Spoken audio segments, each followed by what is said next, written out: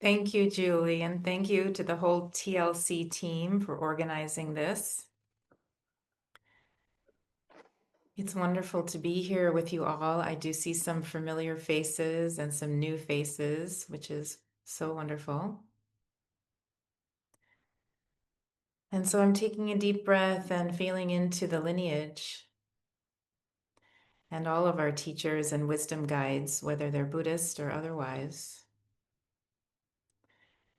Because none of us came to be here alone. We're interconnected in a beautiful web or mandala across time and space and tradition. And so this is a sacred gathering, even if it's your very first taste of Buddha Dharma or a gathering like this through TLC, this is a sacred gathering. So I welcome you all and appreciate your welcoming me.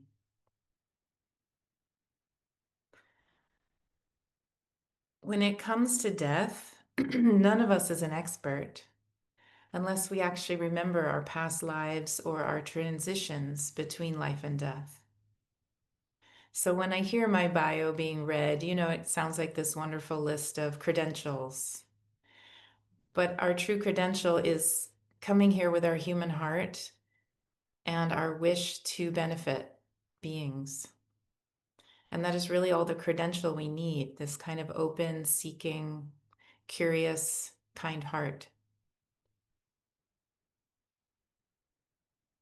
It is true that I've spent a lot of time with wisdom teachers and have had the great fortune and the merit to do so and to receive a lot of scolding and redirection and training. That really is the meaning of training, right? When we sit with wisdom teachers from any tradition, we hope to receive some scolding and some redirection about what we're doing with our body and our speech and our thoughts. Because unknowingly, or maybe carelessly, we are always interacting and sometimes harming others in our family, in our neighborhood, in our forests. We do hurt and harm, even though our heart is set on helping. So the Buddhist path, I'll speak a little bit to it for a few moments, just really in a very primary way, for anyone who's come here for the first time. And for anyone who's here for the millionth time, it's always such nourishment to start at the beginning with beginner's mind and to feel back into what it means to take refuge in a mandala and a web of teachings that help guide us. Speaking for myself, when I try to kind of self-guide and go on my own, I make mistakes. I don't do so well navigating by my ego, by my assumptions. And so the Buddha Dharma brings us this incredible template with myriad ways in.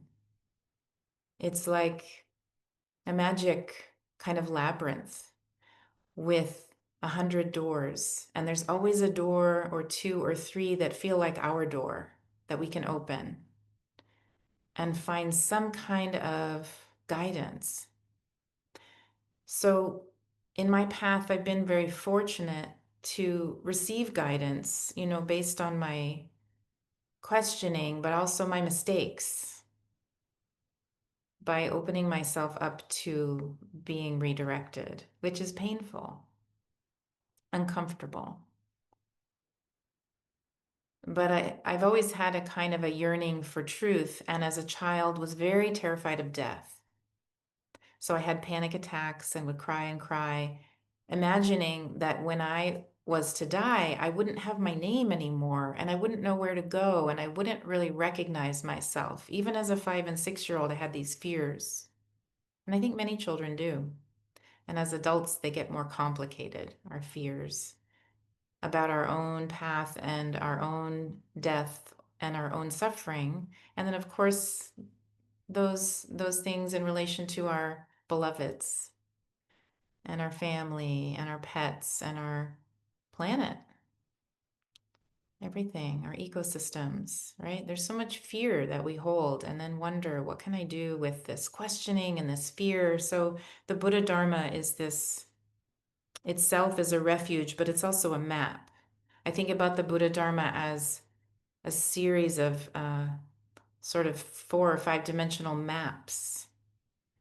And our human heart is like the compass. You know, it pulls us in one way or another, and we're drawn to find our place on the map. And then I really see the teacher as the kind of the key to the treasure box. You know, like we know there's treasure in that labyrinth and we want access to it. We want to know how to reduce our fear and reduce our harm and increase our helpfulness and increase our agency so that we can, as my teachers would say, and I know many of us here, we share the same teachers, they would say that practicing Dharma is really, we're preparing to die professionally because it's fearful. If we're going somewhere we can't conceive of, we don't know what it looks like, and we don't know what it's going to feel like, it's very fearful. We want some insight. So Buddha Dharma is this way that we can harness our fears and our questions and then have guidance and have tools and also have companions. So this beautiful group today, even for 2 hours, we've come together from all points of place and motivation and with different burning questions, perhaps. But we form a sangha, and having companions on the journey of searching is precious, very precious.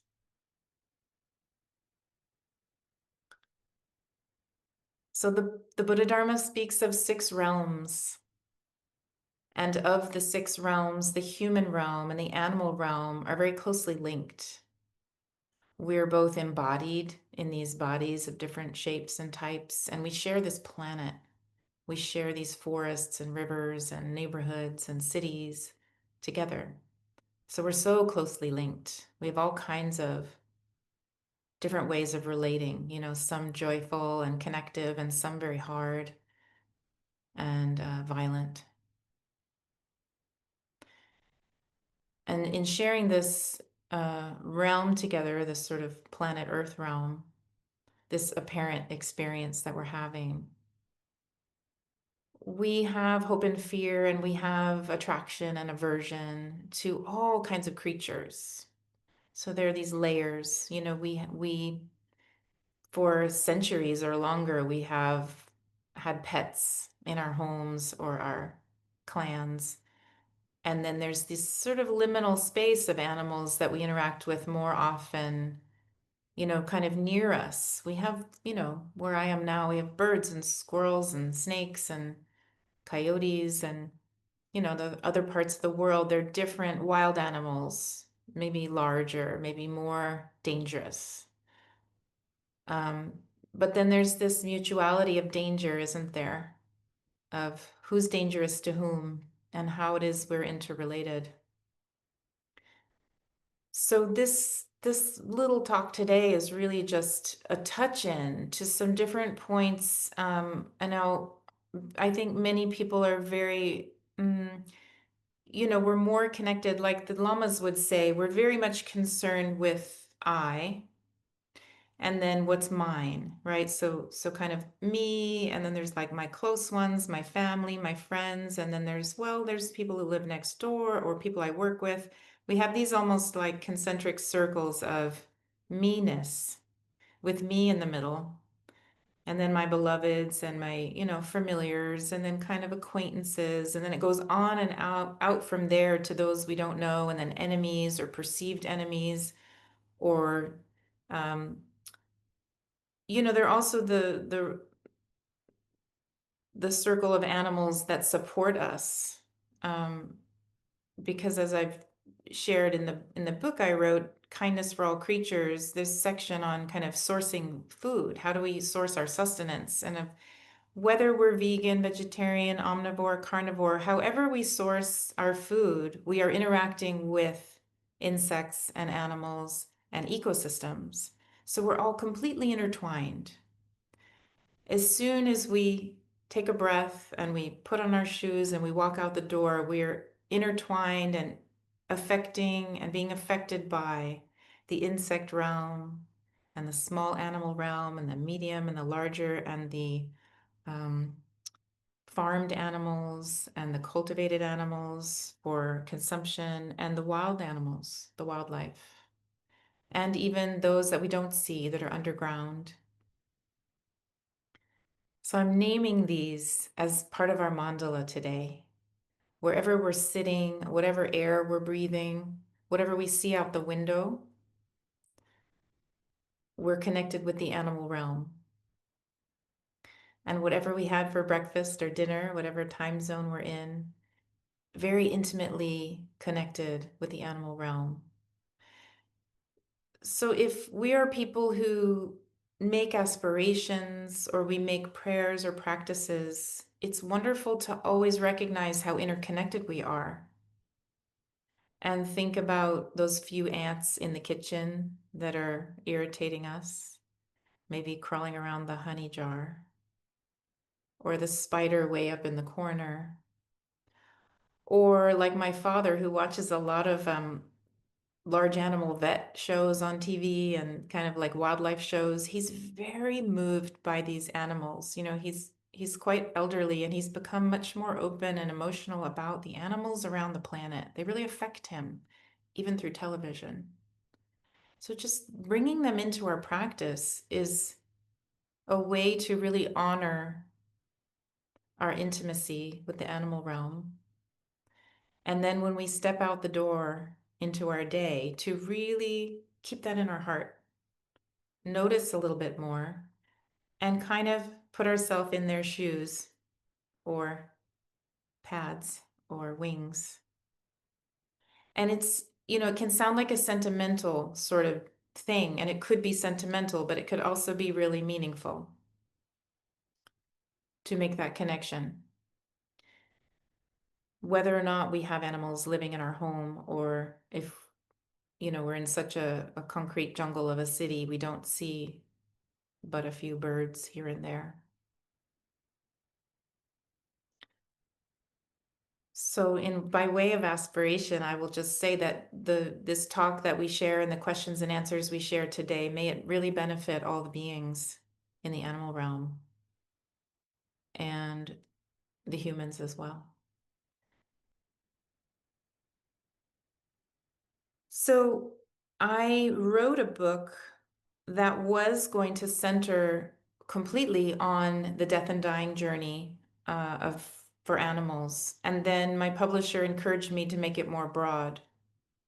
So it's more broad. It's based on the 6 paramitas and other ways that we can think about our relationship with animals, whether pets, whether farmed livestock, whether wildlife.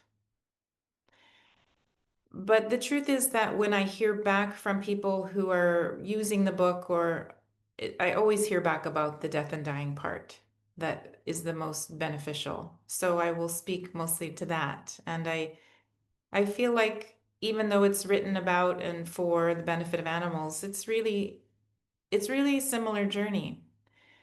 But there's an extra layer when we are thinking about our beloved pets, or we encounter wildlife or other animals that are dying or have died. There is so much at play. And so I'll go through kind of a few different areas of curiosity of my own that I just encourage people to be a little more curious about. Death and dying, as I said, no one's really an expert, but some people have a lot of experience. For example, I taught, there's a practice called Nadren, which just means it's a kind of a practice to help guide the dead, the consciousness of the dead. And it's done for people, but animals can be included. And I was teaching that one time in Hawaii to a group of hospice workers in a hospice facility. And these people, I mean, if anyone, they spend a lot of time around death. And though I wouldn't say they're experts, they're really informed and experienced with sitting with death before, during, and after. And so it was a very, humble position to come in and share some of these teachings with them because they work with death every day, and I certainly don't. And one thing I love to share, and many of you may already know this, is that hospice people are so steeped in the mysticism and the mundane side of death that they have great senses of humor. And so, in my really very humble experience with learning more about death from my Buddhist teachers and my experience with helping my dog through his death journey, I have kind of landed on joy and humor as two really important tools. Really important tools. Of course, they're important for life as well. Now, there's a book called Living is Dying by Dungse Rinpoche. This is kind of like an amazing manual on death and how the bardo of life and the bardo of death are interconnected. I recommend this for anyone who really wants to get in there. It's dense and it's truthful and it's very compassionate. And it's a book that he put together and then offered for free. That's how much he wants everyone to have it. So it's available for sale, but there's also, I think when you look at that for sale, you might find a link to a free PDF because it's sort of like the teachings don't cost money. Like this is something I do like to mention because, events cost money, like travel and setup and tech and staffing. Those things cost money, but the Dharma itself is totally free. It's for everyone, including the animals. It's freely given. The wisdom of the tradition and the wisdom of the planet are our human birthright. They're for us.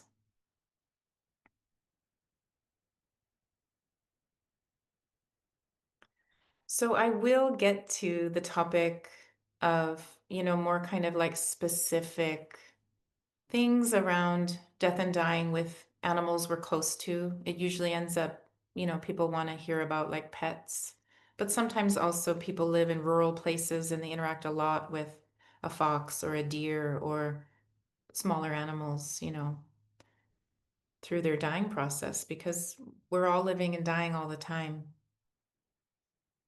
And that's something also is a good daily meditation when we wake up is, oh, look, I woke up. That might not have happened today. We are always in the process of dying, and most of us don't know when that will be. So it's this great mystical, mundane journey that we're on already.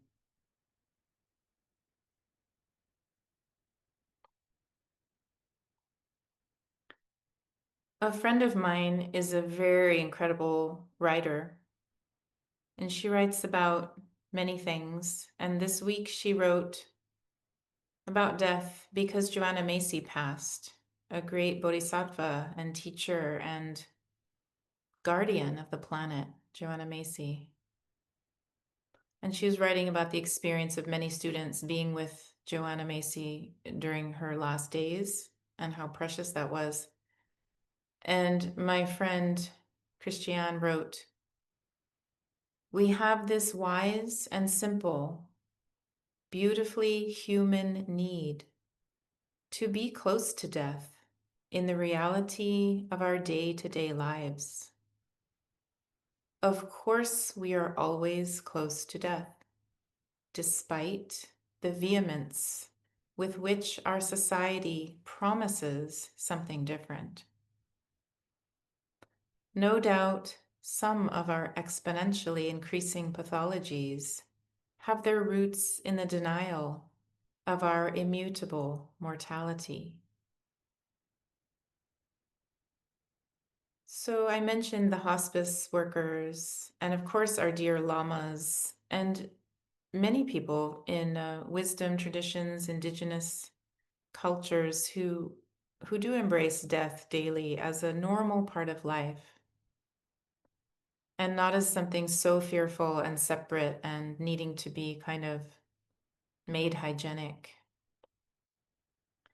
We live in such a complicated place, those of us that are living in the US or in the West, where health and medicine and birth and death are so commodified and wrapped up in plastic. But we're not meant to be wrapped up in plastic. We are made of the elements. We're made of soil and water and air and earth and fire. And as we age, our elements decline. And when we're closer to death, our elements start to loosen and then weaken, and then one by one let go when we're at the time of death, unless we have a sudden death. It will go a little differently. All these things are written about and spoken about by the great masters. I can only kind of point my finger toward them for you all, because I don't have realization. I don't remember dying. I don't know what it will be like. So I'm kind of just like a little bit of a big sister saying, hey, let's look at this together. But there are such maps available. There are such incredible writings and teachings and live teachers who can help us navigate really almost like the spiritual logistics of how to embrace death daily, but also how to, as we age, if we're fortunate enough to age and not die young or die suddenly, if we're fortunate enough to age, kind of like really plan and prepare.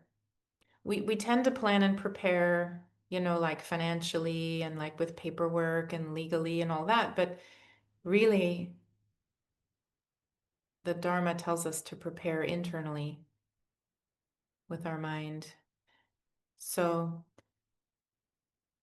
I'm taking a little time to kind of approach this topic. I know people often have burning questions about pets and their injuries or illnesses and how to manage pain care and whether or not to euthanize. And those are often the burning questions. I will get to those. But I need to preface it all by saying the teachings give us this full kind of roadmap to navigate the questions that are hardest to address and that don't necessarily have like a right and wrong, black and white, this or that answer. And that is how I tried to write the book, especially the parts about euthanasia and end of life, like without judgment.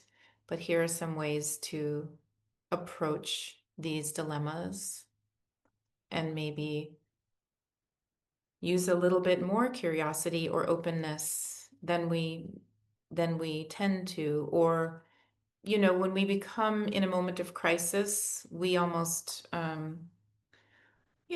we can revert to like our fear center, our upbringing, our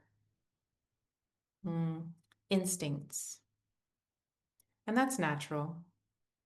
But the point of Buddhist practice, whether it's mantra or sadhana or walking meditation, any kind of practice at all, that purpose is to train our mind beyond just instinct or just hope and fear, so that we have agency, I would say, so that we have some spiritual agency, and that's related with emotional and psychological agency. I appreciate that people are popping some questions into the chat because I really do want to address the specific questions of people in this gathering.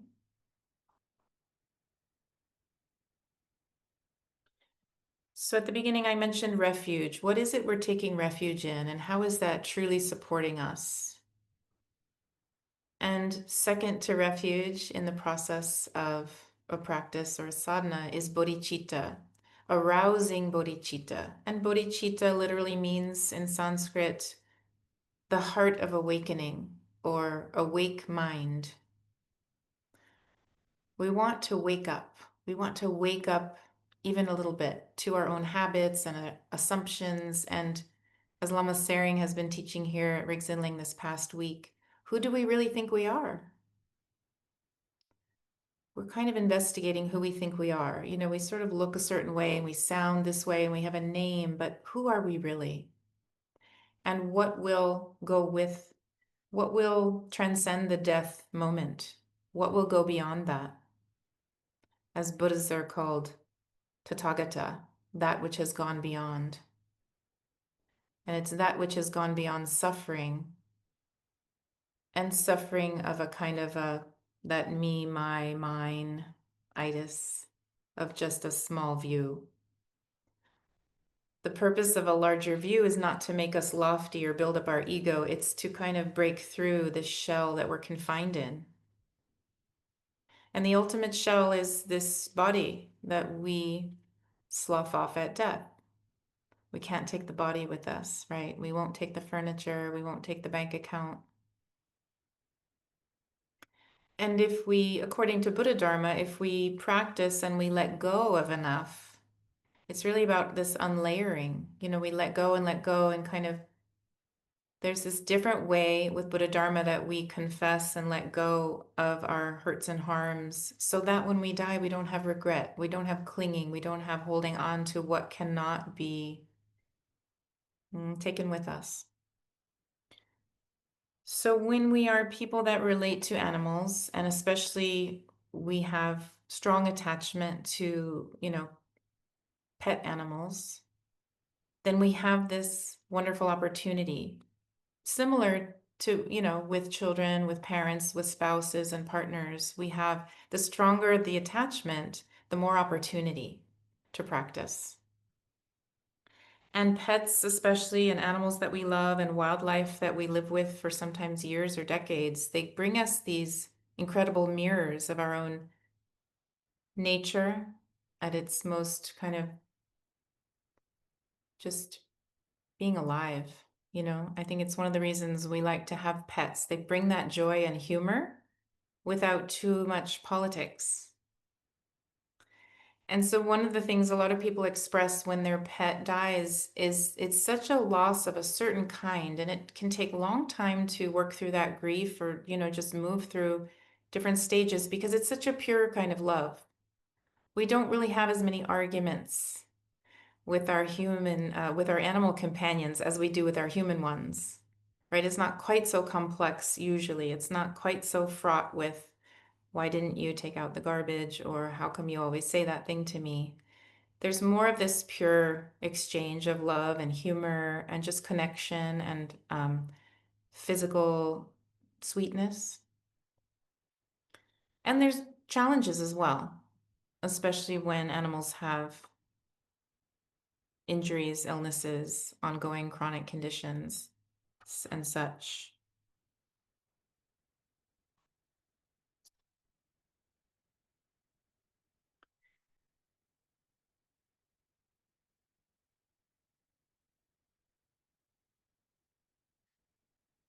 So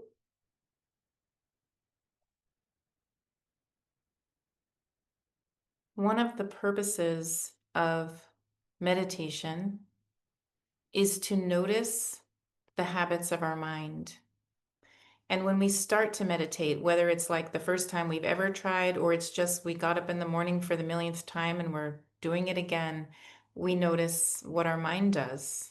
And it's a kind of a busy little place. I'll speak for myself. There's habits there, and there's kind of wishes, wants, desires, and things I don't want. And this cushion is too soft or hard, and the coffee's not hot anymore. Little things. But then there's the grievances, oh, that argument from yesterday, or anxiety about my job tomorrow. All of these things are going on in our minds all the time. It's a busy place. And meditation, the purpose of it is to just notice and to just give a little space around those experiences. And when we do that, and when we kind of come back again and again to it, it becomes like a muscle that we exercise by swimming or running or PT.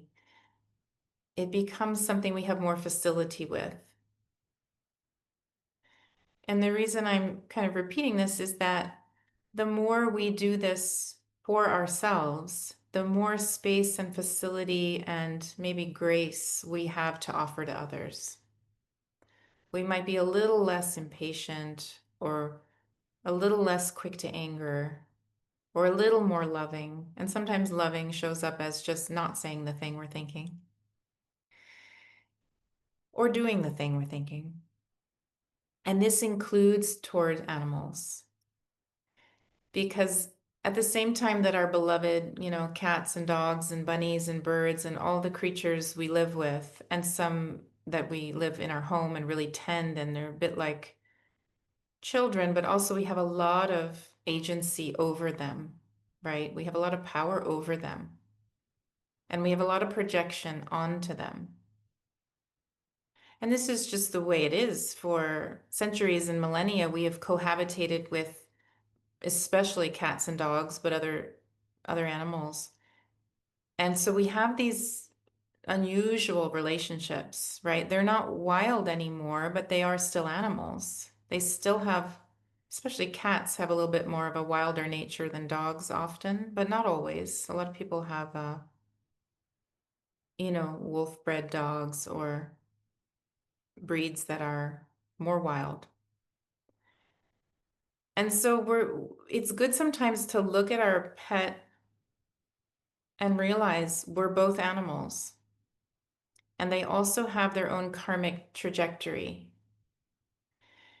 We often assume that their karmic trajectory is to bring us, to kind of please us and keep us company and to then be protected and fed and cared for by us. But there's more to it than that. They were born into that body as their own sovereign being.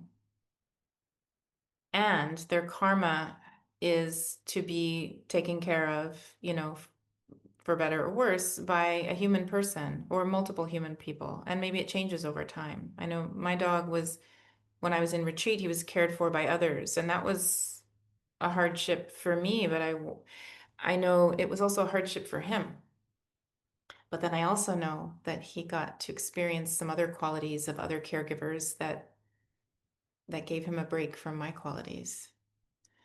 So there's this way in which I believe it's helpful to try and put ourselves in the mindset that this isn't just my dog Sam or my cat Wildflower. These are their own beings with their own agency, however limited. And we all know that they have their personality. And that with pets, the personality becomes a bit dependent on the relationship. So who's to say where it starts and ends? This is the same with our own children, because children are always in relationship to parent and family, and so we co-develop, you could say. This is one reason why I find it's a really special thing when people adopt quite elderly pets for a few reasons, or injured or sick pets, is because, they may not live long and they may already have a very fixed and formed kind of personality of their own that doesn't necessarily mesh too well. But it's a bodhisattva thing to do, to give animals the support that we give them when we cohabitate. And it's also a hardship for both.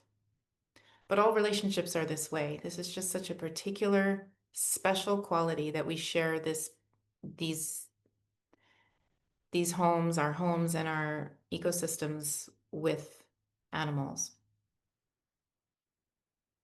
So when it comes to thinking about not only their death journey, but their life and how we project onto them what it is we want from them, and then we kind of infer and observe and do the best we can to discern what it is they need, right? What is it they need to eat? Where is it they need to sleep? How is it they need to move about? And for Buddhists who interact with animals, it's very, very important to really take that to heart more than for an ordinary person. Because the heart of the Buddhist path is this bodhisattva wish that all beings be happy and free and attain enlightenment, which means realizing their own true nature, whether it's now or later or another lifetime. It's myself and all sentient beings. May we, essentially, it's like, may we be well spiritually, is another way to say, because enlightenment's a fancy word. And I won't sit here today and explain whatever it means because I'm still searching and asking, what does it mean? But when we are caretakers and in relationship to beings with whom we naturally have power over, whether it's children or animals or people with more needs than we have, then we really have to, through meditation and practicing and our conduct, we have to really take care. And this is something that if we are someone who is taken care of by another, because we're in a situation where we're, they have the power to do that and we need that from them, we also have to be aware of that power dynamic and advocate for ourselves. And so that the caregiver or the one with the more kind of that power doesn't harm us and doesn't thereby harm themselves. So this is a very kind of, we can get into like Buddhist logic, which I'm not a logician. For that, you could reach out to Elizabeth Mattis Namgyal or many other fine teachers. But when we behave in ways that we know aren't quite right, we do feel it, right? We have a kind of a sensation. We said something too harsh. This used to happen to me a lot with my dog because he did all kinds of things I thought were terrible. Particularly when the salmon run would happen near Sacramento, and then all these salmon come up on the banks and then they would die and rot. And he thought the best thing on earth was to roll in that rotten salmon flesh. It gave him the most incredible delight. Now that he's passed, I just smile thinking of his delight, like rejoice in that. But at the time, I was really not psyched about it. It's really bummed out. And I remember, this is the thing about being a Buddhist practitioner, is very fine little line between kind of like blame and shame, which is more of a Judeo-Christian view, and this kind of like really admitting to my faults and thinking, wow, that was not my greatest moment, and confessing it and then really letting it go. But part of the confession and letting it go is we truly decide that we let it go. We don't keep, poking ourselves with that. But I do remember very clearly Lama Tharchin Rinpoche scolding me very strongly just a few times. And it was when I was being more careless or impatient with an animal being, sometimes with a human being. But it concerned him more when it was an animal being because of that power dynamic. We have so much power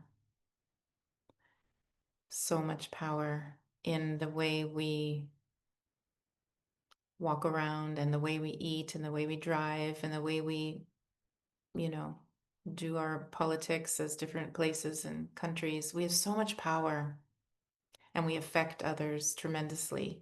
So when it comes to animals, and especially those we have the more contact with, then we have not only the power and the danger point of creating harm, but we have the opportunity to help.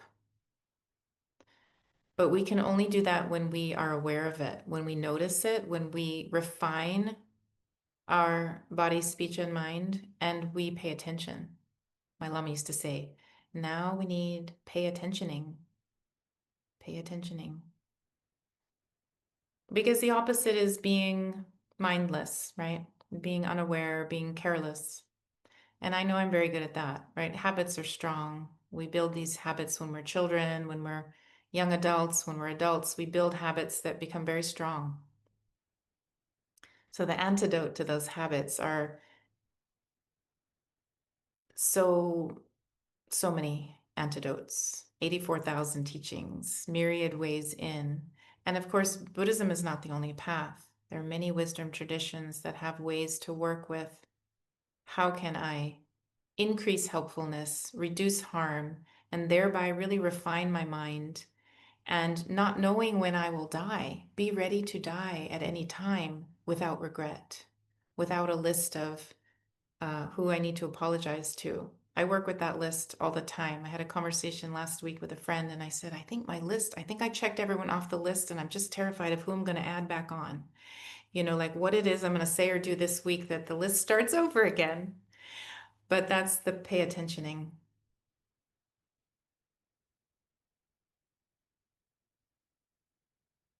So that all may feel like a long-winded introduction, but it really, Buddha Dharma is this kind of not just a roadmap, but it's the soil.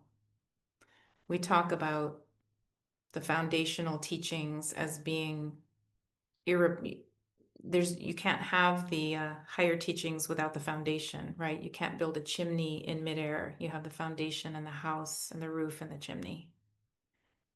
And the foundation is the most important. So it's our motivation and our framework for thinking about others.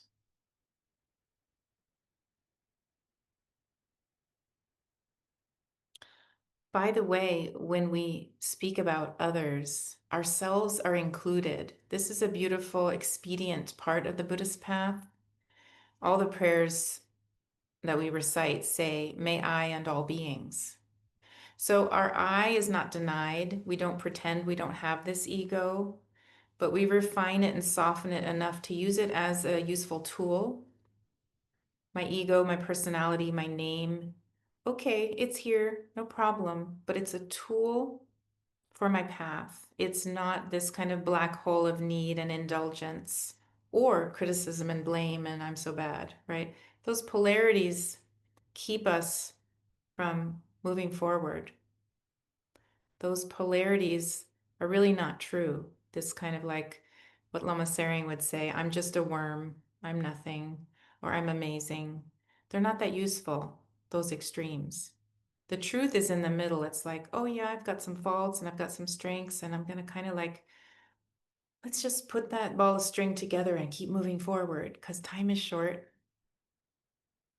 And we want to have a good experience. Now, what is a good experience of death? Well, it's kind of like, could we be present? Could we be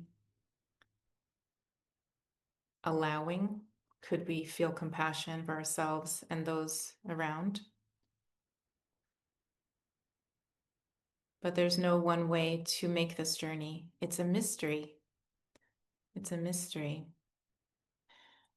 Many people on this call, I feel certain, have been present at a birth, or you have given birth, and you've been present at a death, or you've been close to people who have died.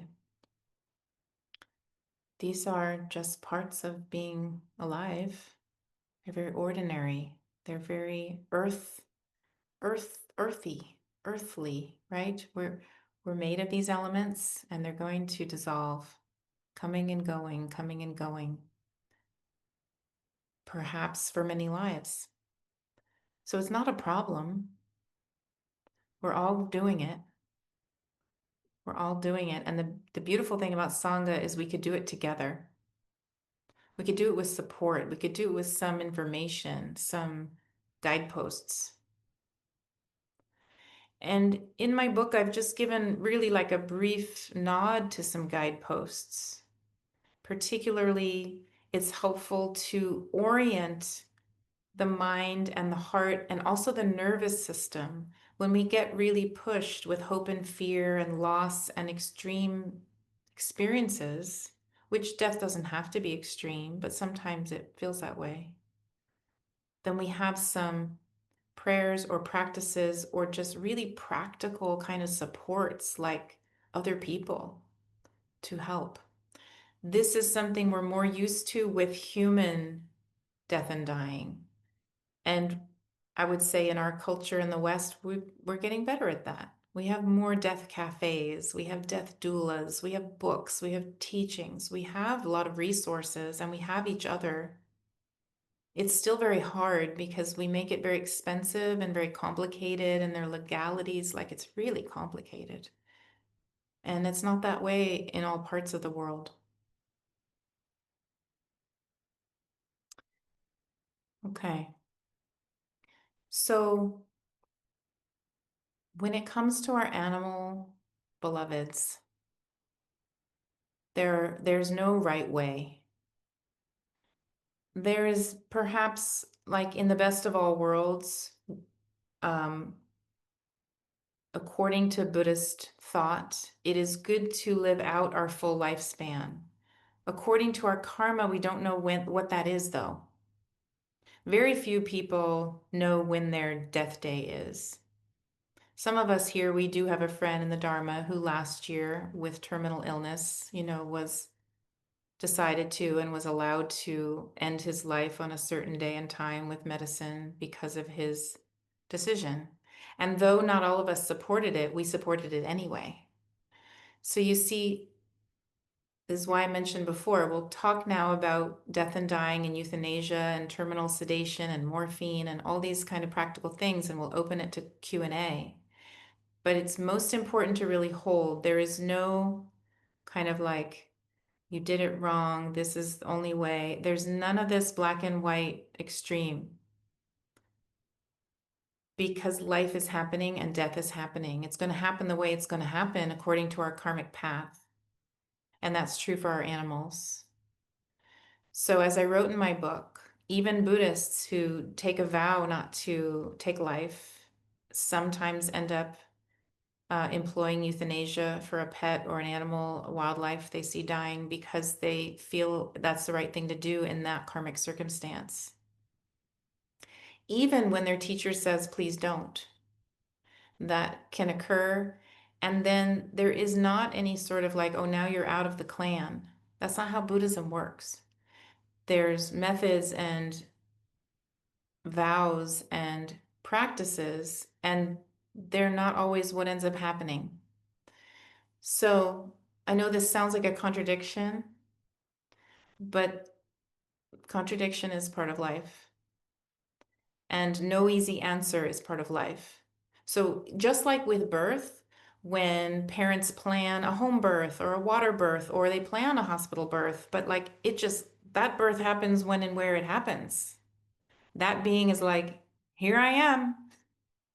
I'm making the call and this is what's happening. Then there's a plan, there's what actually happens, and then there is awareness and practice and letting go and acceptance along with that. And maybe for Buddhists, there's also confession and there's practices and rituals and offerings with that. So I think that's just really key for people to walk away with, because now we'll open it to questions and answers, and it can get very emotional, especially if you are someone here today who is in the process of losing a pet or has just lost a beloved animal, or has someone sick and dying. It's very emotional. We can feel really triggered with this. So all of that long-winded teaching that I shared really is pertinent, because this is about a mindset and a path that will inform the decisions we make or the circumstances that happen beyond our control. So thank you for your patience and bearing with me sharing all that. It really is relevant, and I'm very happy to open it up to specific questions. And I just ask that you really keep an open heart.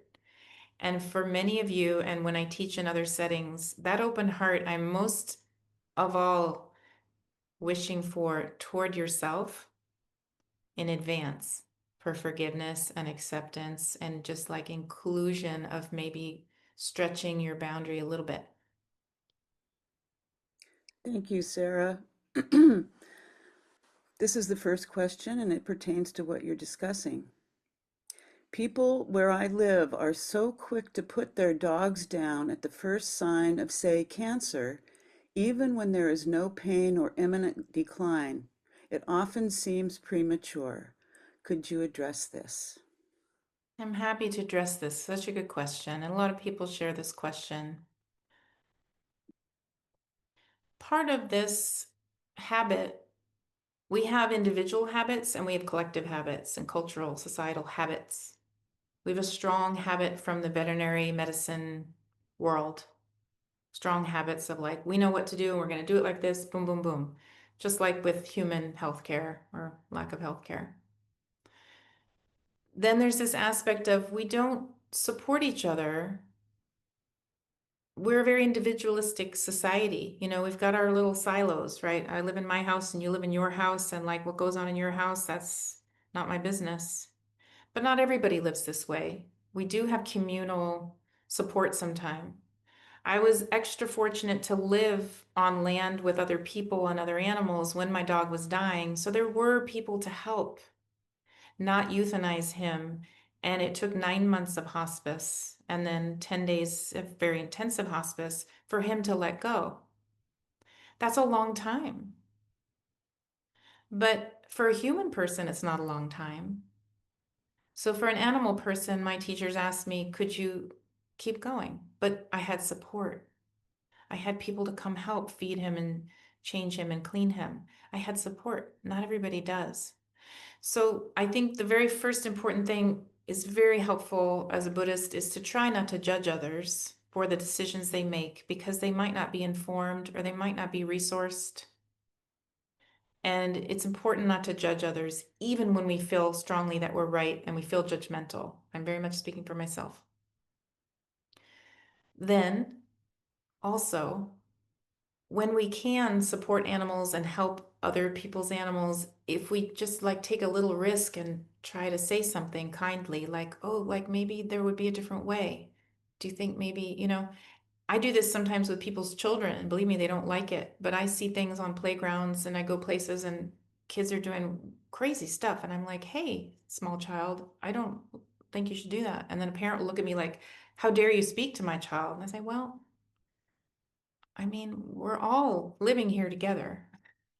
This is a community, whether or not we acknowledge it. So sometimes taking a little bit of a risk and saying, hey, I wonder if, you know, if you had more support or if you had, you know, pain medication when needed, when that comes to that, or, you know, like helping people open up without judging them is really tricky, but it's a little bit of a fearless moment to step in, to step toward. But yeah, you might get yelled at or you might get um, pushback.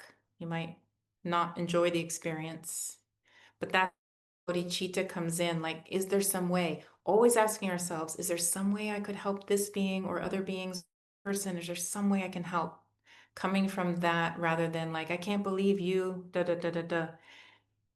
And the veterinary medicine world is not filled with people who are going to advise, you know, uh, other kinds of ways because it is easier to kind of control and plasticize death by making it, you know, quicker and sooner and like, let's wrap this up. And, you know, there's money involved. So there's,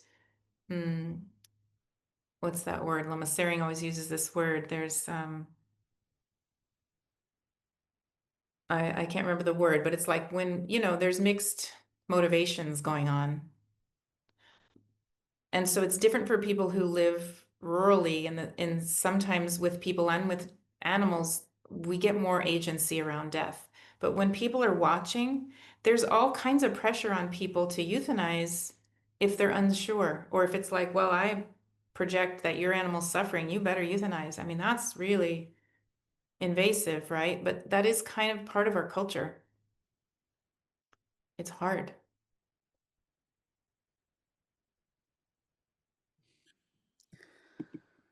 Our next question. I volunteer at a wild bird rehabilitation. We rescue and care for wild birds, hoping to release them. Many are sick, and there are also many deaths. Could you recommend specific methods of care as well as mantras to help them navigate the death process and the bardos? That's a wonderful question. So this is a wonderful question because it really points to our intimate interconnection. People who work in shelters and rehab for animals and wildlife, all of these people are bodhisattvas. These jobs do not pay much. These jobs are heartbreaking. These jobs are inspiring and difficult and tiring. And there's no reason to do these jobs except loving animals and the environment. So I will say that the practices that I'll mention, the prayers and mantras, are equally for the people working with these animals as for the animals themselves. Animals, according to our Buddhist teachers, they don't spend long in the bardo. They go through quickly. People can linger there because of what I mentioned earlier, all these kind of complications of mind, shame and blame and regret and confusion. And, our minds are so complicated. Animals, not so much. They're considered an unfortunate realm because their main feeling is really fear and ignorance. And also, like, they're subject to prey and predation, even house pets. So they experience a lot of fear and ignorance, but it's like a simpler existence mentally than we have. We're just so complicated. And so they don't spend long in the bardo. But of course, we pray and practice for them. And if any of us here have a beloved creature, or we've seen an animal dead on the road, any time at all in our entire life, it is never ever too late to do those prayers and practices. Because in timeless time, there is no like, oh, that was a long time ago. It's all concurrent. So our prayers and practices have as much potency now for an animal that died 10 years ago as then. And this is a great blessing. So the topmost prayers and mantras that I really recommend are the Tara mantras, because Tara is the protectress of all beings, the mother of all beings, and really like her whole motivation is to reduce suffering and to give solace. So, mantras are usually part of a sadhana or a short practice or a daily chant, and they're given by teachers, and there's, like permission given and all of that. But Tara is really there for everyone. And the simplest Tara mantra is the red Tara, Om Tare Tam Soha, which you could pop in the chat. And if this is something that speaks to you, you can chant that and recite that to soothe your own heart and all beings, anytime, anywhere. And then if it really speaks to you somehow, then please seek out, the image of red Tara or white Tara or green Tara. Taras have all these different emanations and different kind of visual displays of different colors and different ornaments, but they all serve the purpose of soothing suffering. And we can use that anytime. It's more and more potent to use them knowing a little bit more about Tara. So different teachers will give short practices and some teaching around the Tara practices. And then the mantra of Avalokiteshvara, also the bodhisattva of compassion. Um, is one that a lot of people know because you see it carved on mani stones if you travel in Asia, or you see it on t-shirts, or you see it on bumper stickers. And that may seem like a kind of a crass thing, but what a beautiful thing to see these syllables or to see the phoneticized mantra.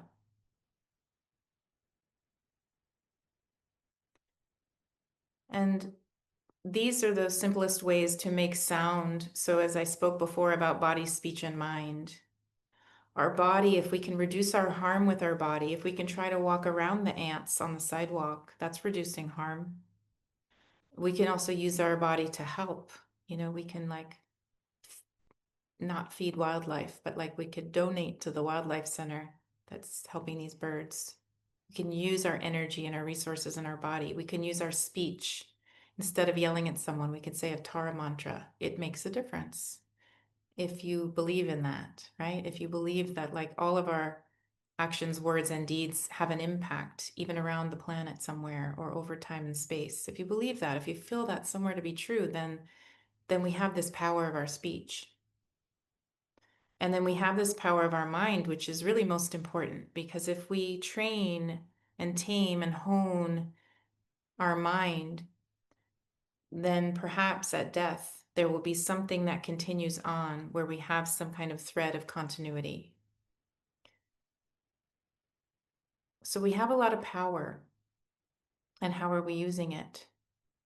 And when we see harm being, enacted on animals, we have to be skillful. How can we step in, lean in without creating more harm? Sometimes we can't. Sometimes all we can do is pray or do something a little bit less direct. But if there's moments where like a direct action or word would help, we have to just try. Might not work. It might be awkward, but we can try.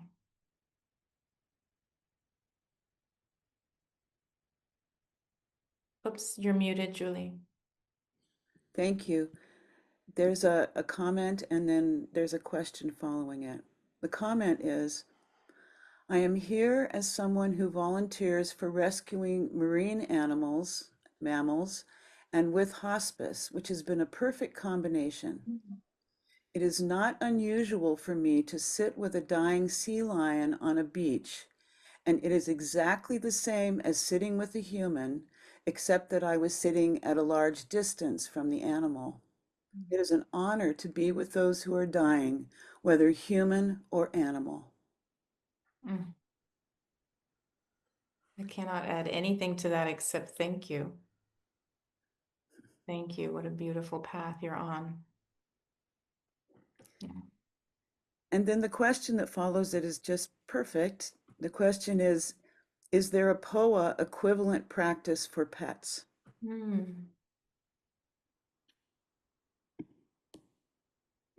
I imagine that the teachers are asked to do POA for pets. I don't know specifically, but I do know that they've often said to us, pets' consciousness goes so quickly. They don't have the same kind of heavy karma we do. Even if, they were predator, it's a karma to be a predator. But there is a difference between, killing and kind of knowing and intending and planning to kill with malice, and like knowing or planning and intending to kill just from straight up need, like that instinctual predation of an animal. It doesn't include malice per se, this kind of like, yeah. But I can't really speak to that. I don't really know if an animal consciousness really needs that, but I would imagine the Lama would do it anyway for our, like just in case, and also for our peace of mind. And that's again how we're so interconnected, is that there's not always a strict difference. Sometimes our own suffering is projected onto the animal. And this really relates again um, to euthanasia, is that in researching for my book and in talking to a lot of different people, people do, when given the space to be vulnerable, they do often admit that, oh, that really was for me.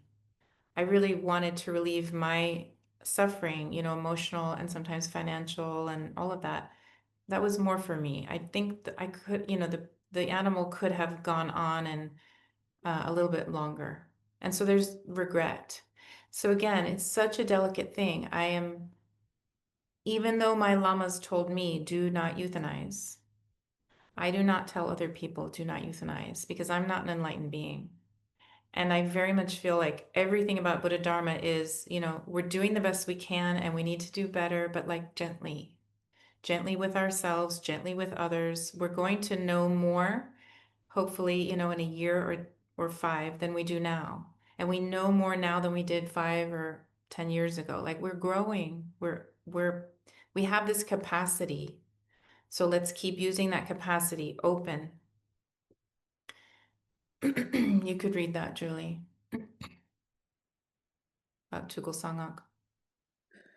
Yes, many years ago, I was at a very long end of life teaching by Tukul Sangak Rinpoche, and this question came up about animals, and he told a story, but the gist of it was that he said animals, central channel, don't reach all the way to the top of the head. Hmm. there's a disconnect on the way to the crown chakra, which makes it extremely difficult to do poa for animals. Hmm. However, adepts and masters have been able to achieve this. And the story he told was that when he was a roaming nomad Lama, monk in Tibet with his teacher, a great teacher, the teacher's horse died, and he had a great love for this horse, and so he did poa for the horse, and he did it with such power that it blew off the top of the horse's skull. Wow. So the poa did work, but he was a great Dzogchen master. So it's not to say that it's not a possibility, Hmm. but also probably most of us, aren't going to be able to achieve that. And saying prayers and such as you're advising is very Hmm. beneficial. So this is such a beautiful example of how there truly is no one right answer. And that may seem like it makes the Buddha Dharma sort of flaky, but it's not flaky. It's just authentic to the truth of the complexity of reality. And why I repeat myself a bit when I say, death is both very mystical and very mundane. There's a wonderful book called The Spiritual Nature of Animals by Carlene Stange, Stange. She has been a large animal vet in Colorado. And she researched a number of different traditions, 10 or 12 or 14 different traditions around the world, and how they view animals and their nature. And she just kind of gives little insight into each of those viewpoints. And then she tells stories about being called to help with different animal problems, and is usually horses and other really large animals. Very challenging to work with large animals. I mean, they're strong and horses, of course, are so regal and highly intelligent. And she tells different stories about, someone who asked that their horse be let to die naturally. It was clearly close to death, and it kind of like laid down in a hollow, and it was having a natural death. But the neighbors were privy to this, and they were just enraged, and they were screaming at her, you have to put it out of its misery, and you have to do something and intervene. And she said, this is obviously actually working just fine. This is like, this animal knows what it's doing. But they were so enraged. So she tells all these different stories to show that there really is no one right way. The animal truly has its own karmic path. And we don't know what that is. So we do our best, right? There's a lot of instances in different Buddhist communities where the teachers will tell people, oh, if you have cats, please put a bell on so that the mice and the bunnies and the birds hear them coming, and they will perhaps kill less. They know that cats are going to kill. They're wild creatures. They kill. That's what they do. And unless you keep it indoors, it's going to kill. But they say, well, put the bell on. Maybe it's going to, in its lifespan, it'll kill, 20 birds and not 200. That will decrease the negative karma. So that's a way to help, decreasing harm. There's still harm happening, but it's a decrease. So it's a little bit like, again, how we raise children. They're going to get hurt. They're going to do stupid things. They're going to make karma, as we are all making karma. But if we're aware of that, we have methods to reduce and then to increase, simultaneously increase the helpfulness. This changes our karmic stream. So it's one thing people don't necessarily understand about karma. Karma is a tough concept because we think it means just like, oh, bad things that we did and then they come back to us. No, it's everything we did, good, bad, neutral. Everything we did in past lives and this life, it just naturally sort of cause and effect, right? It's like physics, cause and effect. If you drop something on your toe, it's going to hurt. It's just like, it's not rocket science. We know that if we yell at someone, we feel kind of yucky after that. It just really feels yucky, even if we think we were right. It just feels yucky unless we're like really out to lunch. Even if at first it feels kind of great, I stood up for myself and I yelled at that person. I was right. Like it just doesn't land super well later on because we created some harm and we feel that harm like in our throat, in our body, in our head. It's like, oof, doesn't feel good. So we can help animals reduce harm sometimes. Sometimes I just used to scold my dog and say, stop catching flies with your tongue. And he looked at me like he could kind of understand because he'd kind of look at me and then he'd wait till I was looking away and then he'd do it again, like a child, like he was a pretty smart cookie, but also has his habit. He wants to catch the fly with his tongue. We all have those habits. We are also catching flies with our tongue. And sometimes our beloved person will say, hey, cut that out. It's really annoying. And then we don't like that input, but it's probably right. It's probably helpful. What other questions, Julie, in the chat? You're muted. I am studying chaplaincy at Upaya and leaning towards animal chaplaincy. I wonder if I could send Sarah an email directly to ask her a few questions and interview her. Thank you very much. Mm-hmm. Anyone can reach me through my website, sarahcbeasley.com. There's a contact page, and that will it will kick off an email to me. And that information will be given on the final screen at the end of the program. Thank you. The next question is, in my neighborhood, among other dogs, there is one that viciously barks throughout the day, beginning when the owners leave in the morning. It has actually frightened delivery service workers, and the noise is very jarring and disturbing for those who work at home or who are homebound. The dog seems to be very agitated and will bark at anything that moves or nothing at all. Is this cause for calling animal control? Yeah, this poor dog. This happens so much to animals, dogs, livestock. They get tied up outside alone or fenced in somewhere all day or all night. There's a lot of dogs in places that bark all night. It's really a stressed out dog. It's a terrible situation, right? At heart, this was once a wild animal. This is an animal that belongs in a habitat. But since it's been domesticated and it, lives with people, then it's in this weird in between. It's not allowed to kind of rest in a doghouse or inside the house or with other creatures during the day. It's just kind of out there standing guard. So first off, I feel like a lot of compassion for this dog that is suffering. It's really not a great situation for this dog. Yeah, dogs are very sensitive creatures. So when they act that way, they're really stressed. They're really fearful. They're lonely. They're isolated. And then, like people who are fearful and lonely and isolated, they might lash out. It's really a terrible situation. So I would do a lot of prayer and practice for that dog. And I myself, depending if I thought the people who lived there were dangerous or crazy, I might ring their bell and say, hey, this really disturbs the neighbors. But I'm a person who gets in there. And, people think I'm crazy or I'm doing a dangerous thing sometimes. And even I think that. I'm like, what am I doing? But I don't like it. I don't like to see, particularly, it's hard to see animals and children suffering. It's particularly hard. They have less power. Sometimes they have very little to no power. It's so hard to see them suffering.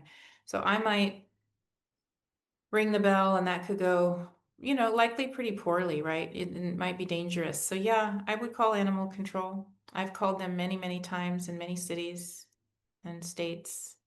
I call. What I keep in my telephone is the non-emergency police line in any city I live in or visit often.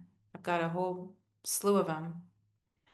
And I call and I say, how are you?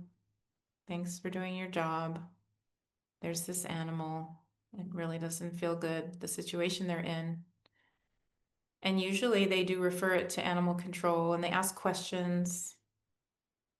And I lived in a place where there were many repeat calls about a certain dog, and many neighbors called repeatedly about the same dog who was just tied up in a tiny space and not okay. People are unaware, and sometimes people are really quite cruel. Yeah. So I would say if you can take an action that won't harm you or harm the animal more, this is like similar with children. It's very delicate to sometimes intervene where children are concerned because they could be harmed more. So it's just like you really have to use your discernment and your good heart and try something. Try something. Yeah. It's heartbreaking. There's a wonderful organization. There are probably many, but there's one called Goats of Anarchy. If you want inspiration about people who go around in the Southeast and they see solitary animals tied up suffering, they go and they ask the owner if they can have the animal, and they might give them money and they say, "This, we need this goat." And that goat goes to a goat sanctuary and gets to be with other goats, not tied up and not abused. It's really, sometimes we need to inspire ourselves by people doing great deeds. There are many people doing great deeds, and they're not always on the internet. Yeah, people helping the ocean creatures and the land creatures and the sky creatures and even the soil microorganisms so they can flourish, so we can flourish. Like, we need to lean in. We really need to lean in, but be skillful, be discerning, take care. Yeah, it's a good question. I may sometimes sound sort of sentimental with my voice or my tone, but I really I'm pretty fierce with leaning in, and even if it's awkward, do something, do what you can. Thank you. Can Amitabha practice asking that beings go to Sukhavati after death be done for animals? Absolutely. All sentient beings, may they arrive at the Pure Land, realize the true nature of their minds, be freed from suffering, all sentient beings. And when in doubt, there's differences of opinion. Are trees sentient beings? Are mosses or fungi? When in doubt, include them. There's no problem. Who knows? All sentient beings, wherever they are throughout time and space and place and land and sky and sea, and invisible beings, ghost beings, hell beings, all beings.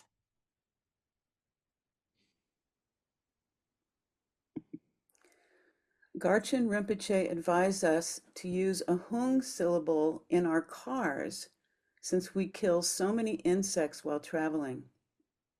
I don't eat meat, but I know that even rice production kills thousands of insects when the rice paddies are drained. We typically buy our pets meat-based diets. It seems by just our living, sentient beings die.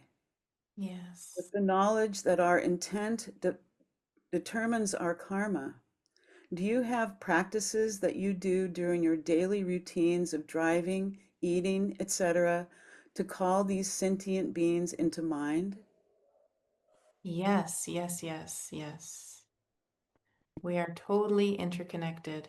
No matter what we eat, and even there's few people on the earth that try not to eat much at all or don't eat, or they have special powers and can go just with liquid, but still, every step we take, we are interconnected. We create harm without knowing. So Thich Nhat Hanh has some very beautiful prayers for all the activities, eating and walking, and I don't know if he has one specifically for driving, but anything can be kind of adapted.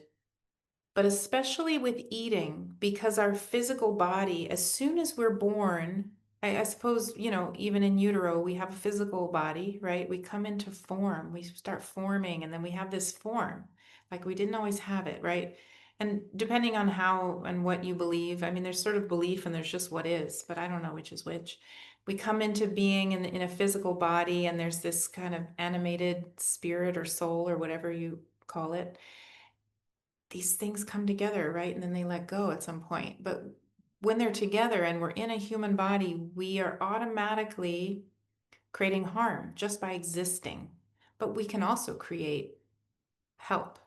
So part of the intimate interconnection is eating. We put things in our body in order for it to keep working and surviving. We have to put something in there. And yes, even rice and grain and vegetables, anything we possibly could put in there, it has beings in it. We have beings in our digestive system, and beings are harmed or killed or change shape or are absorbed by the process of taking in. And also we have the elimination, right? So we're like in this cycle of intimacy. If we think about it, instead of just like, oh, I'm bad because I eat meat or I do this or that, we could think about it that way, which is very dualistic. Or we could think about it like, wow, I'm so intimate with my environment and the plants and the water and the beings. We're like totally cohabitating here. And then feel that intimacy and that deep appreciation. And whether it's a specific prayer or like a recognition, in the Thich Nhat Hanh centers, they do this food ritual where you gather your food from the buffet and then you sit for like a long time before you do the prayer and then eat. Like a really long time. For us Vajrayana Buddhists, it was like we went there as a visit. We, of course, do a prayer and then we inhale our food because we're busy, hungry, speaking for myself, just want to get that food in. But at that center, we just sat for minutes and minutes and minutes, just appreciating every last being that brought that food to the table. Every tomato bug and every farmer and every driver and everybody. Then once you get to eat it, it actually tastes way better. It tastes like sublime nectar of the gods because there's like this appreciation infusing the food, and it could just be bread with butter, and it's like incredible. And you can kind of see and feel and visualize all of those interconnected beings becoming part of your experience. It's so beautiful to taste that connection, and that appreciation is very different than the kind of like just absent-minded, put food in, drink the coffee and go. It's very different. I really recommend it, even once in a blue moon. But yeah, in a daily, regular way. And maybe you could even attach it to one particular food that's your thing. We all have our thing. And be like, oh, but now when I do that regular thing, my tea and toast, it's going to just be like the most sublime tea and toast because like the whole world gathered to bring me that tea and toast. The whole world. How amazing. How precious. That changes our mind and our karma. And it brings those beings to enlightenment with us. So this is how Tibetan Buddhists conceive of, or if you feel critical, justify, however you want to conceive of it or justify. It's like, I can't be separate from beings, so I'm going to really include them, like with my whole heart. And really, like whatever it is I'm striving for, if I want to realize the nature of my being, I want that for every being. That's the bodhicitta path.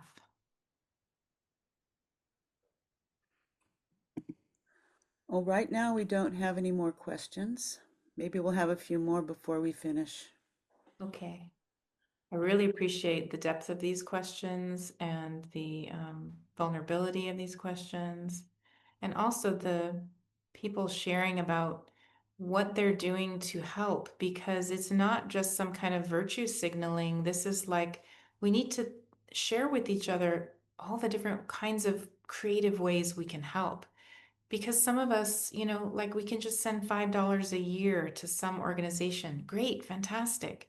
But in the mind, we multiply that. May that $5 reach every being in every universe and really bring them what they need and soothe their fear and ignorance. Our mind is so powerful that we can do that. And we can do that from our deathbed, and we can do that when we're angry, and that changes our mind and our karma as well, especially if we're on our deathbed or we're angry or we're confused. We it's easy to kind of go in, right? Like I need. Oh, there's more pain and confusion. Well, yeah, there is, but you know what? Others have that too. Other beings have that too, and they don't have tools. And so that's why people have the dog tied up all day. They don't know what they're doing. They're making harm. So they're also included in our prayers. We like really want them to decrease their harm because it's harming them. The harm we create and put out into the world, it harms us most of all and keeps harming us. So we really don't want that person to have the dog barking all day or night because it's harming them. It's also harming the dog. And, kind of third level, it's harming the neighbors. Yeah, it's really irritating, but that's really the third level. So that's a helpful perspective maybe when we feel really angry at someone for the dumb things they do, but like we do dumb things also. And notice like that the first layer of harm really is to ourself, and that's, that kind of like snowballs. So cutting that cycle and then not, that's kind of why meditation and Buddhist practice is about looking with our own minds, at our own minds, our own habits, because we can't change anyone else. Even if that person was like, oh yeah, sure, you're right. I will bring the dog in for the rest of the days. That's probably not going to happen. But even if they did, if we walk away feeling righteous, did that help our mind? So Buddha Dharma is complex, right? There's a lot of these interconnected ways of working with it. But the beauty of it is you can also just say the Tara mantra and wish beings well. And we can just do the simplest of enactment that way. Yeah. I want to read you this really short quote that is so beautiful about death. And then I'll talk a little bit about the benefits of trying to forgo euthanasia. It may not work, it may not happen, but I'll just talk about a few of the benefits of being open to that idea if you aren't at present or if others aren't at present. So this quote is from Oliver Berkman, who wrote Meditations for Mortals. And it's about the Japanese tea ceremony, which is dear to my heart because my teacher, Taitetsu Uno, performed the traditional Japanese tea ceremony in his living room. And that's when I first had a taste of how a person could interact with an animal that was as if the animal was much more precious than anyone, including himself. He really bowed to this little dog, and I was just thunderstruck. Berkman says, in the Japanese tea ceremony, fleetingness is understood as the source of its value. You can only have that ceremony, that cup of tea, once. Then that time evaporates forever. If it didn't, if it somehow persisted so that you could return to it whenever you liked, it would be vastly less precious. The transience is the whole point.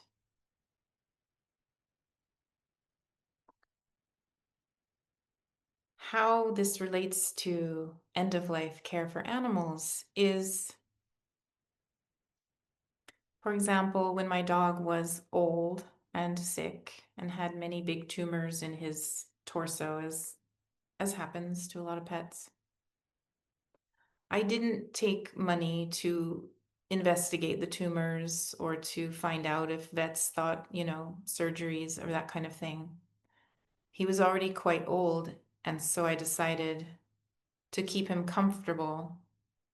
And then it was new to me for this idea of not euthanizing, because as a child I had pets and we would euthanize when it seemed like the time or when the vet said it's time. That's just kind of a norm in our society, but it's a good norm to question. And for the Buddhist teachers who advised me, because when my dog was very old, I was living on the Buddhist land and I was um, between my 2 3-year retreats. So I had a lot of contact with the teachers and the teachings, again, because of my great fortune. And so I very much by that point trusted my Lama completely because I'd been with him many years and seen the consistency of his teachings and his behavior, and I found him to be trustable. So when he said, "Oh, we won't, you mustn't euthanize," I said, "Okay, I trust you." I said, "But I don't know how to do that. That's new to me. I don't know how to do that." And he said, "Well, you can do anything but that," meaning pain support, pain medication and people in the community helped by taking some turns. But even with the help, it was very hard. I mean, I had a job, I worked. He became more and more immobile, and he was a larger dog. And I have a back problem, so it was hard for me to lift him. And I did hurt my back lifting him. But I love that guy, We'd been together a long time. Really loved that guy. Just wanted to do whatever I could. So people helped. We built a ramp. For some period of time, he could get out of the house on the ramp, but one day he fell off the ramp. That was very upsetting. And he fell because I was impatient and I wasn't like holding him the whole way down. So that was one of those moments, you never forget, like, wow, if I had been patient, it didn't like really harm him, but it really harmed me. My lack of care really harmed me for a long time, that pain. But, it took many months for him to decline, as it would with a human being, right? In hospital or hospice or at home with a nurse. It took many months. It's really exhausting. It's really difficult and very beautiful, very precious to just be with him, even though he couldn't control his bowels and he was very tired and he's, eventually stopped eating. But there was this quality, we've known each other a long time. There was this quality of love and intimacy and connection that we have with people. That's just so precious. How would you? So I think what helps is if we just notice how much we love our animal friends and how much we love our beloved peoples, and we sort of we draw a little string closer together between the two. It is okay to ask veterinarians for pain support. In my case, I was able to give him morphine myself at home through shots. I had to sign it out. I had to return the unused vials. They kept tabs on me. But it helped him to have pain support and to let go. And, eventually I was told that I needed to sleep in a different building because he was only hanging on for me. This was a woman who was a hospice worker and a Dharma person and just a smart cookie. And she said, "He's ready to go. He's been ready for a while, a few days. He's just worried about you." And I thought, oh yeah, because I'm there doting on him and like, if I were to be crying or just like hanging on, I'm hanging on to him and he's ready to go. This happens a lot with people too. So I left that night and I slept somewhere else and he let go and he died. So I'm grateful that I had the time with him, that he let go, quote, naturally, but he had the morphine. So, like with morphine or terminal sedation with people or animals, there's not any clear way to say in that process of letting go, like, oh, where's the line between, oh, he's just letting go naturally, or I'm, slowly killing him with morphine. There's no way to know. It doesn't matter. But it is different according to the Lama's teachings, the Dharma teachings. There is a difference between sudden death and the letting go process for a human or an animal. When there is a sudden death, could be a car crash, could be, you choke on a grape, it could be um, assisted suicide or euthanasia, whatever the form of sudden death, it it is harder for the consciousness to go where it wants to go, or to finish out the karmic path. The karmic path is suddenly cut. So that's the rationale for foregoing euthanasia, is let this creature really live out the full karmic path. It will help them, like if they're coming back in another form, in another body, another time, to kind of start fresh rather than start over or kind of be stuck somewhere. Now, this is something that we may or may not believe or know about, so it takes some level of faith.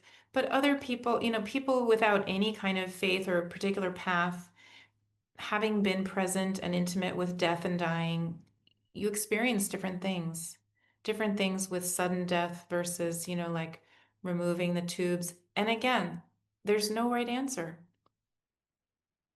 What is it that is going to happen with you and your beloved is what's going to happen with you and your beloved, or what's going to happen with each of us when we're in a situation of sudden death or gradual death, or choosing or having choices made for us. It will end up being part of our karmic path, whatever happens. So there's that contradiction again. But we do have some power to affect the animal's karmic path. So again, it's that err on the side of, well, let's see if we can try and let them let go, quote, naturally, or something else may just happen. Sometimes a pet is hit by a car. An animal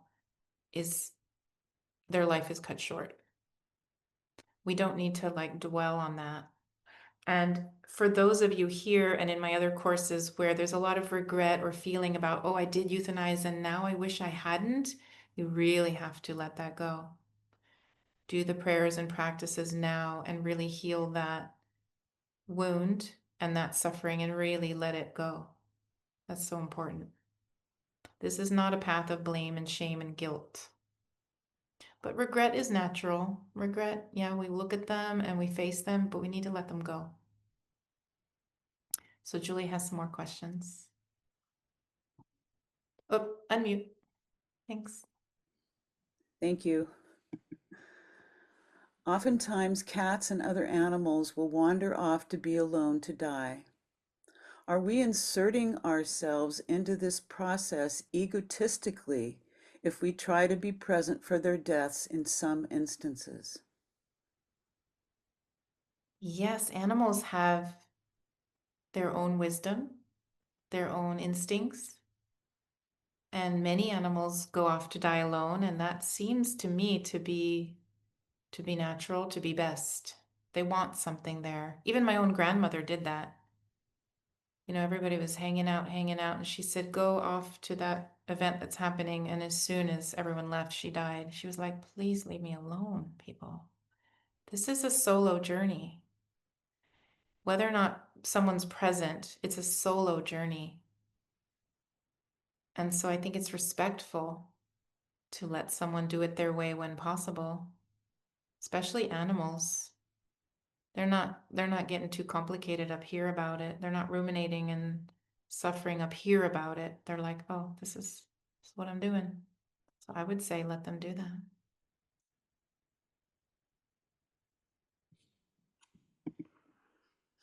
Animals are unburdened by the abstract knowledge that they will die. They suffer illness and trauma just like humans do, but they don't have an additional layer of fear on top of that. Do you think this is true? Can we use that to reduce our own fear? That is a beautiful truth that animals teach us. They teach us many things, not just the joy and the humor and the affection and the physical companionship and they have quirky personalities, pets. They teach us a lot of things, and this is one of them. Simplify our minds a little bit, let go a little bit, forgive a little bit. Animals are incredibly forgiving. A lot of terrible things they can endure, and even those most terribly abused, they can come out of it with the right love over time, and that's not something humans do very often or very easily. They're much more resilient in some ways. Yeah, I think we have a lot to learn from them and appreciate that.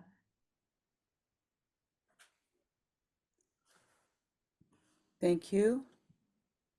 How about sending or practicing Reiki to animals dead on the side of the road? Is it really doing something? I so want to do something. Or practice Tonglen. Yes, yes, yes. All of the above. Do all the things. They may be helping, so let's do in case it's helping them, and it's definitely helping us.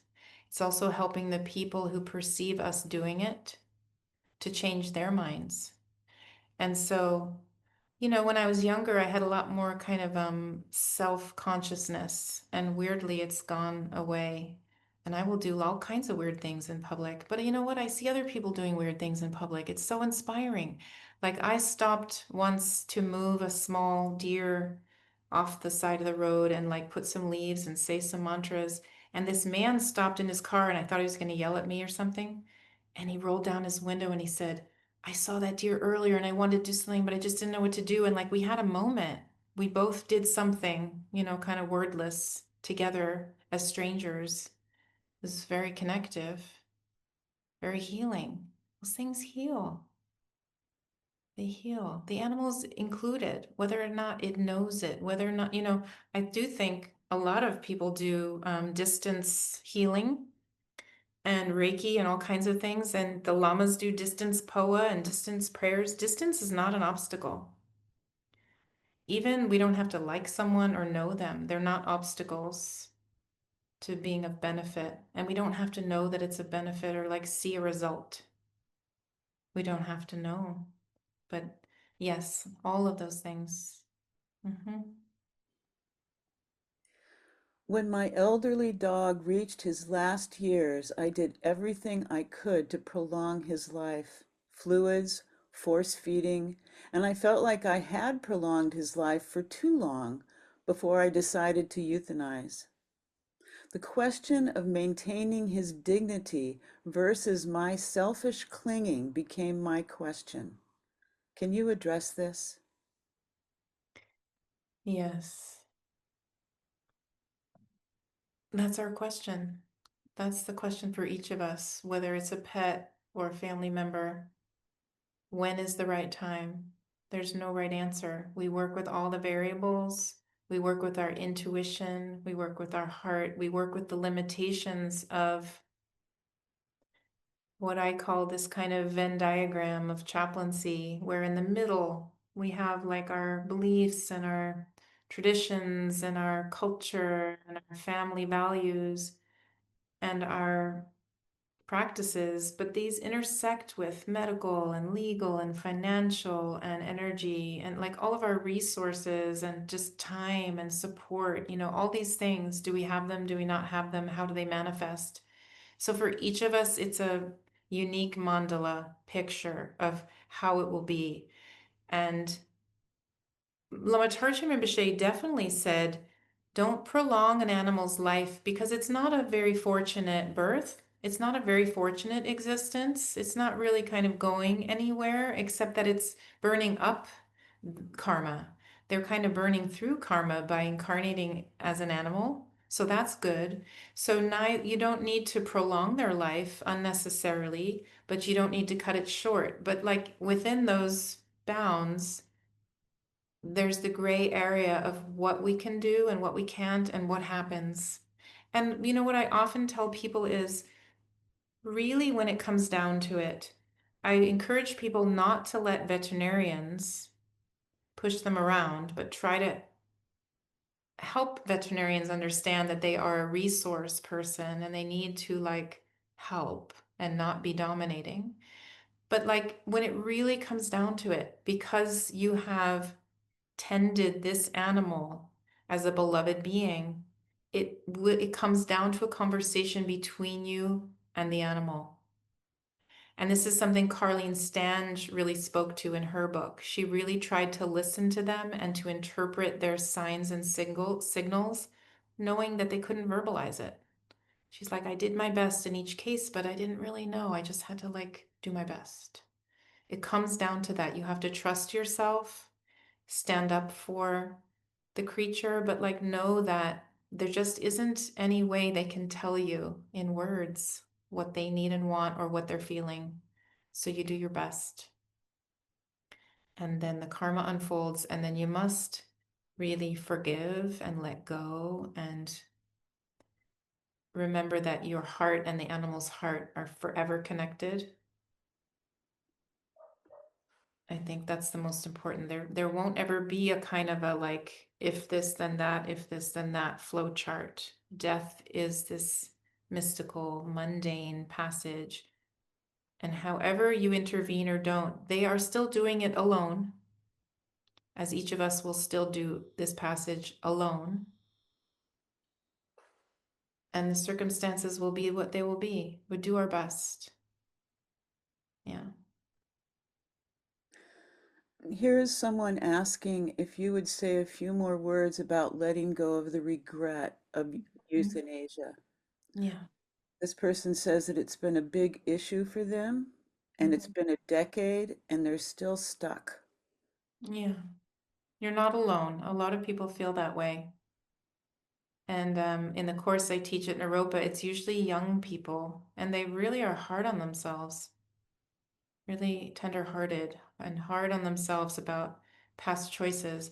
But past choices, whether it was euthanizing or anything at all, that we feel some regret or we kind of ruminate, right? Or something we're ruminating in our heart or mind. That's a habit we want to notice and really put love around.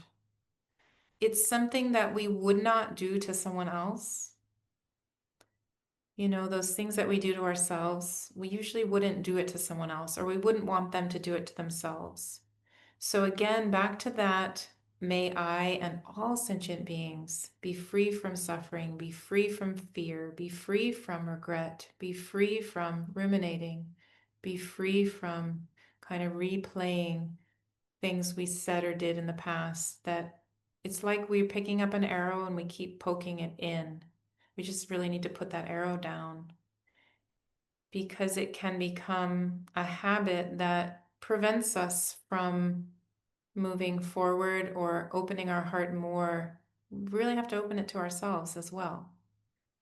It doesn't quite work in Buddha Dharma to like try to help others, but like, oh, but not me. I still beat myself up, because that's that dualistic view. But we're totally interconnected. So if I do that to myself, it really does affect those I love and care about. So, you know, even subtly.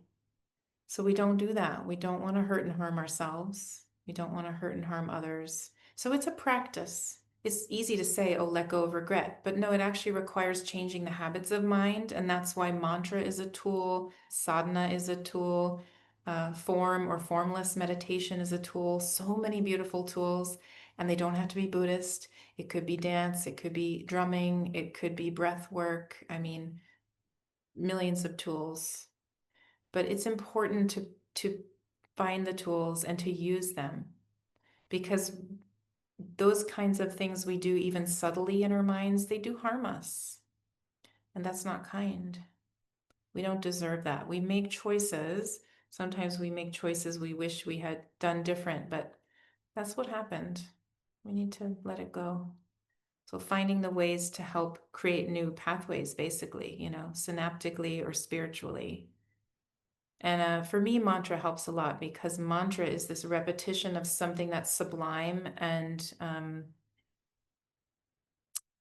powerful, to counteract the not sublime and powerful thoughts that I may have circulating. Why did that person do that thing to me? Why did that person do that thing to me? Blah, blah, blah, blah. Why did I do that? Why did I do that? Why did It counteracts. It's like using the kind of the same type of tool for this kind of illness, you know, like homeopathy.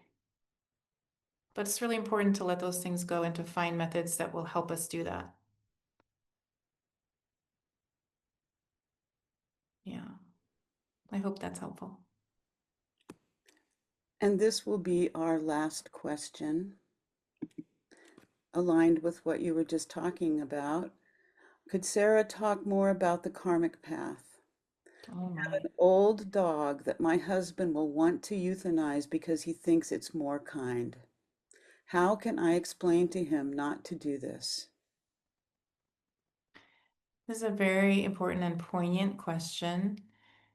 And Perhaps the most genuine way I could answer it is by using an example of someone in my recent course who, when they joined my course, they had just euthanized one of their dogs because the wife insisted, but the husband was certain that it was wrong and shouldn't do it. So this went on for a while, this back and forth with them, and a lot of struggle and suffering in the marriage because of this difference of mind. And he was the one in the course, and he shared how hard it was for him and that he acquiesced to the wife to euthanize in order to maintain some harmony in the relationship, even though it really broke his heart. And he still felt a lot of remorse about it. So he shared this, and I really just held the space for it and for the pain, because I cannot say, someone's right and someone's wrong. I cannot do that. I've shared that's, many of the Tibetan Buddhist teachers will say, please don't euthanize. And then some students will use euthanasia, and then they're still loved and accepted. So it is a karmic situation, right? It's a karmic situation between the two people with the difference of mind and the animal in the middle. This is really hard. This is how we have to navigate with these big differences. They're painful. Yeah. Sometimes I don't know about with pets, with children, these kind of big decisions or differences will break up a relationship. That might be what happens, or it might not, or it might create a rift, or it might create more closeness. But I can't tell anyone what to do, but to really acknowledge the complexity. And, that is something in my mind that would warrant having a mediator. It's such a big thing. Why not have a neutral party help mediate a conversation to at least try to understand each other, listen to each other, to not fight about it? The animal is going to die one way or another, right? So they're going to have to go through that process and loss and grief. Are they going to be able to do it together or not? But I have no answer or judgment about that. I'm sorry. Yeah, these are big, big struggles. But I would say read and listen to the wisdom masters. Find people near you who can help and mediate and support and model. Yeah. And be good to yourselves and each other if possible. Because the animal is going to die anyway, and we're all going to die. So it's like how we're navigating as we're dying. It's a big project, this life. Thank you for asking such beautiful, deep, rich, and important questions, and for your patience with me and not necessarily answering them, or just answering them as best I can. I really appreciate your willingness and your love for animals. So we have this just really sweet little dedication. It's so short that we read at our school, that I wrote for school children. May our work and play be fruitful. May all beings be happy and free. May our actions bring benefit to others, all animals, earth, peoples, and trees. I appreciate you so much, and I'm sure Julie has a few closing words, and just thank you from my heart.